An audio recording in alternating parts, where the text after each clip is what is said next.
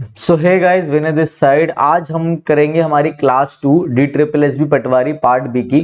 आज क्लास 2 में हम क्या करने जा रहे हैं? हम करने जा रहे हैं हमारा लैंड रिफॉर्म। पहले तो मैं आपको एक छोटी सी चीज बता दूं। देखो, अब आपकी क्लास पार्ट पटवारी के लिए जो पार्ट बी है, पटवारी की जो आपकी पार्ट बी की क्लास है, वो आपकी क्लास अब रो जाएगी जब तक आपका एग्जाम नहीं हो जाता। तो मैंने आपके लिए टारगेट रखा है कि आज है 5 सितंबर टीचर्स डे है, तो पहले हैप्पी टीचर्स डे सारे टीचर्स को। दूसरा कि आपका 11 सितंबर तक, 11 सितंबर मतलब आज 6 दिन तक आपकी रेगुलर क्लास आएगी, जिसमें मैं आपको क्या क्या टॉपिक्स करा दूंगा। पहला पॉइंट मैं आपको करा दूंगा लैंड रिफॉर्म्स। लैंड रिफॉर्म्स क्या होते हैं, लैंड रिफॉर्म्स के ऑब्जेक्टिव्स क्या है, फेलियर क्या है लैंड रिफॉर्म्स का, लैंड रिफॉर्म के बेसिक्स जो मैं आज आपको बताने वाला हूं। ऑब्जेक्टिव कवर करेंगे हम, फेलियर कवर करेंगे, कंपोनेंट्स इसके मैं आपको नेक्स्ट क्लास में बताऊंगा क्योंकि वो थोड़े ज्यादा हो जाते हैं। आपको ये बेसिक चीजें भी पता होनी चाहिए। देखो, कहीं भी DSSB पटवारी का कहीं पे भी इसके नोट्स और क्या क्या चीजें इंपॉर्टेंट है अवेलेबल नहीं है, तो जितना हो सके मैं आप लोगों को देने की कोशिश करूंगा, ठीक है। दूसरा हम करेंगे मास्टर प्लान DDA का, जो आपके लिए इंपॉर्टेंट है। 1972 एक्ट करेंगे DDA का। 1954 लैंड रिफॉर्म करेंगे जो कि DDA से रिलेटेड है, क्योंकि because DDA Delhi development authority, ठीक है। मेरे पास सारे उसके बुक्स आ चुके हैं बट बहुत बड़ी बड़ी हैं, इसलिए ज़्यादा टाइम लग गया, बट मैं आपको दे दूंगा अच्छे से, टेंशन मत लो। फिर ये सारा कवर हो जाएगा हमारा DDA एक्ट। DDA के बारे में पता करेंगे, DDA कौन होता है, इसका चेयरमैन कौन होता है, ये सारी चीजें। तो ये सब मैं आपको कब कराऊंगा? ये इन्हीं 6 दिनों में मैं आपको कराने वाला हूं, तो वो मैं आपको एक ब्रीफ इंट्रोडक्शन दे रहा हूं उसका, ठीक है। और आपका थर्ड पॉइंट क्या है मेरे भाई? थर्ड पॉइंट हम करेंगे दिल्ली जीके। दिल्ली जीके तो ये हम करेंगे इन 6 दिनों में, काफी अच्छे से चीजें देखेंगे। 6 दिन के बाद मैं आपका आ जाऊंगा MCD वगैरह में, ठीक है। तो पहले इन टॉपिक्स को हम अच्छे से कवर कर लेते हैं, बहुत बड़े टॉपिक्स है। तो चलिए आज वीडियो को कंटिन्यू करते हैं, ओके। पहला आता है हमारा लैंड रिफॉर्म्स। या लैंड रिफॉर्म्स क्या होता है? देखो, लैंड, जो लैंड को ओन करता है, जो लैंड का ओनर है, ठीक है, जिसके हाथ में लैंड की सारी होल्डिंग है, और जो लोग लैंड को किराए पे लेके लैंड पे काम करते हैं, एग्रीकल्चर करते हैं, उनके बीच का जो रिलेशन है वही आपका लैंड रिफॉर्म है। कि भाई लैंड रिफॉर्म मतलब कुछ परिवर्तन आना चाहिए, जिसमें क्या हो, ओनरशिप की बात करी जाए। जो लैंड को लेके काम करते हैं, जो उनके टेनेंट है बेसिकली, जिन्होंने रेंट पे ले रखी है लैंड, उससे रिलेटेड चीजें, और मैनेजमेंट करा जाए लैंड का। तो अच्छे से हम चीजों को देखते हैं, आइए। Land reforms refers to reforms related to land ownership, land के ओनरशिप की, लैंड होल्डिंग्स की, ये लैंड किसके पास आती है, इस लैंड के होल्डिंग्स क्या क्या है, और लैंडलॉर्ड, बेसिकली लैंडलॉर्ड और टेनेंट का रिलेशनशिप। कि जो लैंडलॉर्ड मतलब जो लैंड को ओन करता है, और जिसने लैंड को किराए पे ले रखा है खेती वगैरह के लिए या जो भी एग्रीकल्चर पर्पस के लिए, उनका रिलेशनशिप। तो मीनिंग ऑफ लैंड रिफॉर्म्स में हम दूसरी चीज देखते हैं, an institutional measure directed towards altering the, alter का मतलब होता है चेंज करना। एक इंस्टीट्यूशनल मेजर, क्या क्या चेंज करना चाहते थे हम लैंड रिफॉर्म लाकर, बेसिकली लैंड रिफॉर्म लाकर हमारा मोटिव क्या था भाई? हम एग्जिस्टिंग पैटर्न ऑफ ओनरशिप को चेंज करना चाहते थे। दूसरा, जो टेनेंट्स थे, टेनेंसी, जो टेनेंट्स, जो किराएदार थे, जिन्होंने लैंड को रेंट पे ले रखा था, जो खेती कर रहे थे, उनको बहुत सारी प्रॉब्लम्स फेस करनी पड़ रही थी, तो उनके बारे में हम ध्यान रखते हैं, ठीक है। मैनेजमेंट ऑफ लैंड, कि लैंड क्या है, कि रीडिस्ट्रीब्यूशन ऑफ लैंड था, मतलब किसी के पास लैंड ज्यादा है, किसी के पास लैंड कम है, तो वहां से लैंड लेकर उनको देना। टेनेंसी में क्या इश्यू होगा भाई? ये लोग अपना रेंट पे करने के लिए ज्यादा खेती कर रहे थे, टेक्नोलॉजी का इशू था, हर चीज का इशू था, बीच में इंटरमीडियरीज थे, जमींदारी सिस्टम वगैरह थे, तो वो सारे पैसे रख लेते थे, तो इनको और मेहनत करनी पड़ती थी रेंट देने के लिए। तो मैं छोटा ब्रीफ इंट्रोडक्शन दे रहा हूं आपको, अभी आगे कंटिन्यू करते हैं, आइए। Next objectives. क्या है ऑब्जेक्टिव्स? क्यों, मतलब क्या ऑब्जेक्टिव थे, क्या लैंड रिफॉर्म लाके हम क्या क्या कर सकते थे, इसके ऑब्जेक्टिव क्या थे देखते हैं। देखो, इंक्रीज करना चाहते थे हम एग्रीकल्चर प्रोडक्टिविटी को। हम चाहते थे कि जो खेती हो रही है इसको हम इंक्रीज करें, ठीक है, क्योंकि फार्मर्स कई बार डीमोटिवेट हो रहे थे, तो हम उनको मोटिवेट करना चाह रहे थे। कैसे? Motivate farmers to take farming as commercial business. हम चाहते थे लैंड रिफॉर्म लाके कि फार्मर्स को हम बोले भाई, ये सिर्फ आप गुजारे भर के लिए नहीं, कि आपको लैंड मिल रखी है, आपको उसका रेंट देना और अपना खाना पीना करना, तो आप ऐसे करो नहीं, इसे आप बिजनेस के रूप में लेके जाओ, कॉमर्शियल बिजनेस बताओ कि बिजनेस हो सके, ठीक है। जो आपका एग्रीकल्चर है, वो एग्रीकल्चर भी आपका बेस्ड है, एग्रीकल्चर भी आपका बेसिक्स है, एक पिलर है किसका? इंडस्ट्रियलिस्ट लोगों के लिए। क्योंकि जितना अच्छा एग्रीकल्चर होगा उतनी हमारी इंडस्ट्री भी अच्छी ग्रो करेगी, क्योंकि एग्रीकल्चर तो एक रॉ मटेरियल आता है ना इंडस्ट्री के लिए। तो हमें करना था motivate farmers to take farming as commercial business, की फार्मिंग करें वो एक बिजनेस के लिए, ये नहीं कि सिर्फ गुजारे भर के लिए and not a source of subsistence, कि बस काम चलाना उसके लिए नहीं। Tenants must get occupancy rights, उनको ऑक्यूपेंसी राइट्स मिल जाए, उनको अधिकार भी मिल जाए, ठीक है, प्रॉपर एक बिजनेस के अधिकार मिल जाए कि हाँ भाई हम ये काम कर रहे हैं और हमारा ये बिजनेस है, हम ये बिजनेस के रूप में कर रहे हो, तो उनको ऑक्यूपेंसी राइट मिल जाएगा कि हमारा काम है, ठीक है। Next, social welfare. Social welfare मतलब कई बार जो हमारे लोग जो काम करते थे उनको वो बहुत ज्यादा एक्सप्लॉइटेड होते थे। कैसे एक्सप्लॉइटेड होते थे कि भाई जैसे कि वो काम कर रहे हैं तो ये आपके क्या है, ये आपके लैंडलॉर्ड से समझ लो बंदे हैं, ठीक है, इनके बीच में आते हैं लोग, अभी मैं डिस्कस करता हूँ, और यहाँ पे आते हैं हमारे टेनेंट, समझ लो टेनेंट्स है, ठीक है। तो क्या होता था, ये टेनेंट्स इन बीच के जो जमींदारी है, जमींदार बोल लो या बीच के इंटरमीडियरी कहते हैं हम, इंटरमीडियरी, इन इंटरमीडियरी को पैसा देते थे, रेंट वेंट जो भी इनके टैक्स वैक्स या जो भी रेंट वेंट होता था वो, और वो इनको देते थे, ठीक है। तो ये जो जमींदारी है, बीच के बंदे हो गए, इंटरमीडियरी हो गए, तो ये इनसे ज्यादा चार्ज लेते थे और इनको कम देते रहे, सब अपने पास ही रख लेते थे। तो ये अपना हुकुम चलाने लग गए थे, इसलिए हमने एबोलिशन ऑफ जमींदारी सिस्टम भी हमने करा। मैं आपको कोई इकोनॉमिक्स नहीं पढ़ा रहा, बट इसका मैं अच्छे से आपको पटवारी के लिए आपका क्लियर हो जाए वो चीजें बता रहा हूं। तो social welfare, eradication of exploitation, social welfare लाने के लिए हमारा ऑब्जेक्टिव था लैंड रिफॉर्म का, क्योंकि हम एक्सप्लॉयटेशन को हटाना चाहते थे, इरेडिकेट करना चाहते थे। पहली बात तो हम चाहते थे कि जो लोग हैं जो काम कर रहे हैं, जिनके पास लैंड नहीं है, जो लैंडलेस है, उनको हम लैंड दे।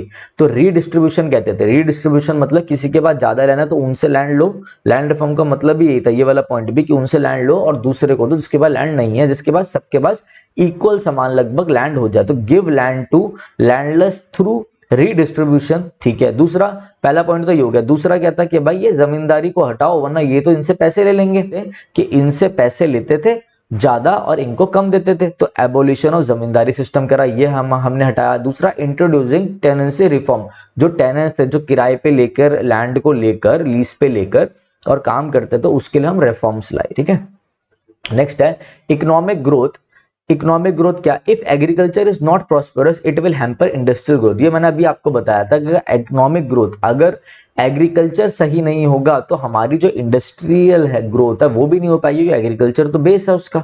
दूसरा क्या है, institutional transformation is necessary for agriculture prosperity and thus economic growth. Institutional transformation necessary, institutional transformation का मतलब होता है लैंड में रिफॉर्म लाना, लैंड रिफॉर्म कहते हैं, लैंड में रिफॉर्म लाना जरूरी है, वो हमारा ग्रोथ करेगा, प्रॉस्पर करेगा किसको, एग्रीकल्चर को। और जब एग्रीकल्चर प्रॉस्परस होगा तभी हमारी इकोनॉमी भी प्रॉस्पर होगी, क्योंकि अगर एग्रीकल्चर प्रॉस्परस नहीं होगा, एग्रीकल्चर बढ़िया नहीं चलेगा, तो ये जो इंडस्ट्री है ये भी गिर जाएगी। इंडस्ट्री गिर गई तो हमारी इकोनॉमी गिर जाएगी। तो इस वजह से हमारा एग्रीकल्चर कितना इंपॉर्टेंट है। तो agriculture is necessary for agriculture prosperity and thus economic growth. Third point clear हो गया। नेक्स्ट आइए, Indian agriculture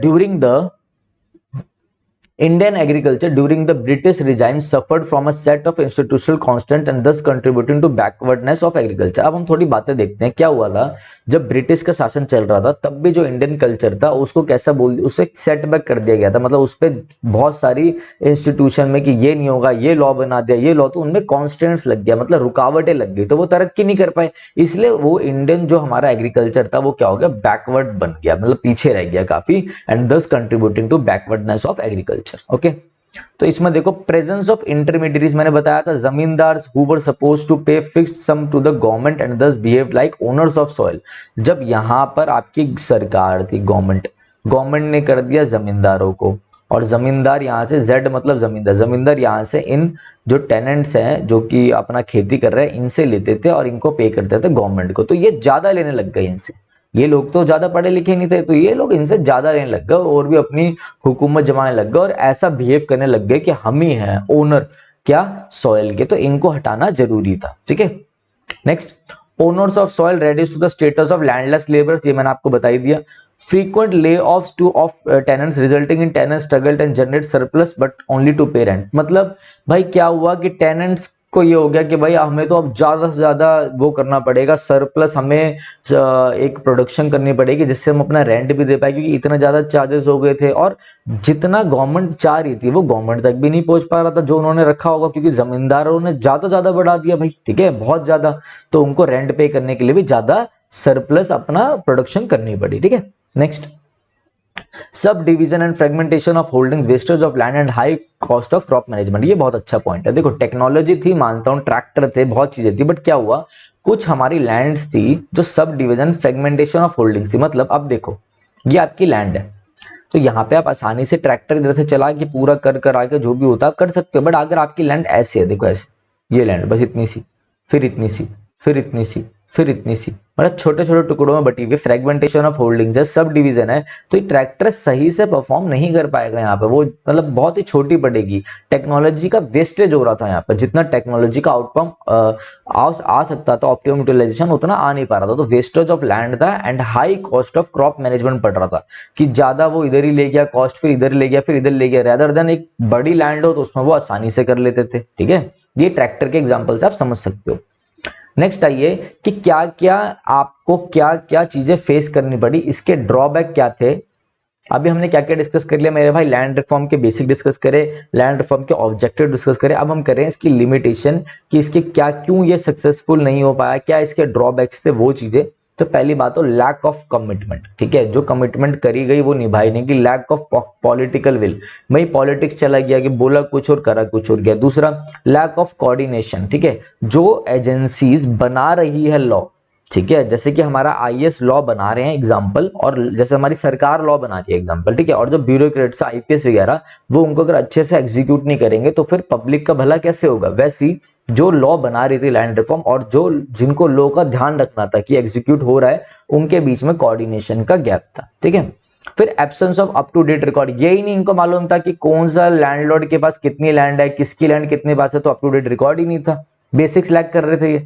divergence of laws, different law in different states leading to confusion and weak monitoring, कि भाई हर state में different different law बना रखा था लैंड वगैरह को लेके, तो वो कंफ्यूजन क्रिएट कर रहा था, लोग परप्लेक्स्ड होते जा रहे थे, ठीक है। Lack of legislative foresight leading to delay in enforcement of, वही लेजिस्लेशन कानून में बनने में जो कानून देख पा रहा था, फोरसाइट मतलब जो आगे तक का विजन था वो लैक कर रहा था। Next, legal hurdles in a way of implementation, ये मैंने आपको बता दिया कि एग्जीक्यूशन इम्प्लीमेंटेशन में दिक्कत थी, बहुत सारे लीगल हर्डल्स थे, रेड टेपिज्म फॉलो हो रहा था, बहुत सारी ऑफिशियल फॉर्मेलिटी को फॉलो किया जा रहा था। तो ये हमारे ड्रॉबैक्स हो गए, ठीक है। कुछ इंपॉर्टेंट ड्रॉबैक्स भी हम देख लेते हैं। The law permitted the intermediates to retain their home farms, no limit was put on the area they could retain. तो ये मैंने आपको चीजें बताई दी है, ज्यादा अभी है नहीं, बट कुछ इंपॉर्टेंट जो ड्रॉबैक है वो मैं आपको बताऊंगा यहाँ पर। No protection was given to share cropper, share cropper मतलब जैसे लैंड है तो कोई कहता था यहाँ पे हम ये क्रॉप उगा रहे हैं तो हम शेयर कर लेते हैं, यहाँ हम ये उगा रहे हैं तो हम आपस में कर लेंगे, शेयर क्रॉपर्स, एक ही लैंड में जब दो बंदे कर रहे हो। And other tenants at will, landlord was created as a unit of cultivation, this ceiling unit was change to family after 1972, ठीक है। अभी बताता हूं आप लोगों को। Enable landlords to manipulate land records leading to fictitious benami and fraudulent partitions of land among their relations, friends and fictitious trust. देखो क्या होता था, पहले था कि भाई एक बंदे को एक लैंड मिलेगी, ठीक है, फिर बाद में हो गया कि एक फैमिली को एक लैंड मिलेगी। तो ऐसे में क्या होता था, कुछ लोग थे वो क्या करते थे, जैसे अपने नौकरों के नाम पर बेनामी प्रॉपर्टीज कर दी, नाम पे तो कर दी बट वो बेनामी है उनकी, वो तो अपने नौकरों के नाम पे कर दी, मतलब समझ लो 10 नौकर हैं, 10 नीचे उनके काम करते, सब 10 के नाम पे कर दी, तो क्या होगा, है तो उनकी ना, वो तो नाम पे तो उनके है नौकरों के, बट वो तो बेनामी है तो वो उन्हीं लैंडलॉर्ड्स की जो काम कर रहे हैं। तो इस चीज का मैं बहुत देखा गया, तो ये आपके कुछ ड्रॉबैक्स थे। ये हमारा मेरे भाई बेसिक्स था लैंड रिफॉर्म का। ऐसा मत सोचना सर ने क्या पढ़ा दिया इससे क्या आएगा, पहले आप तभी तो एमसीक्यू कर पाओगे मेरे भाई जब आपको ये सब चीजें पता होंगी। कई पटवारियों के बच्चों को मैंने देखा, ऐसी दिक्कत नहीं है, किसी को बेसिक्स ही नहीं मालूम, तो ये आपका बेसिक्स था। अगली क्लास में हम करेंगे कंपोनेंट्स ऑफ लैंड रिफॉर्म, और लैंड रिफॉर्म से कुछ एमसीक्यूज भी हम करेंगे। दिल्ली जीके का भी आपका काम चल रहा है, डीडे का भी काम चल रहा है, तो कल वीडियो आएगी आपकी डीडीए के ऊपर, ठीक है, और दिल्ली जीके के ऊपर भी आएगी। तो चलिए गाइज यहाँ पर ये, और इंग्लिश के लिए आप लोग मेरी जितनी वीडियोस हैं DSSB की वो देख सकते हो। देखो इंपॉर्टेंट मैराथन वीडियोस मैंने डाल रखी है, वो जरूर देख के जाना, पेपर में 3-4 क्वेश्चन से ही 3-4 नंबरों से सिलेक्शन हो जाता है। तो बस यहाँ तक हमारी वीडियो थी। चलिए guys, thank you, have a nice day.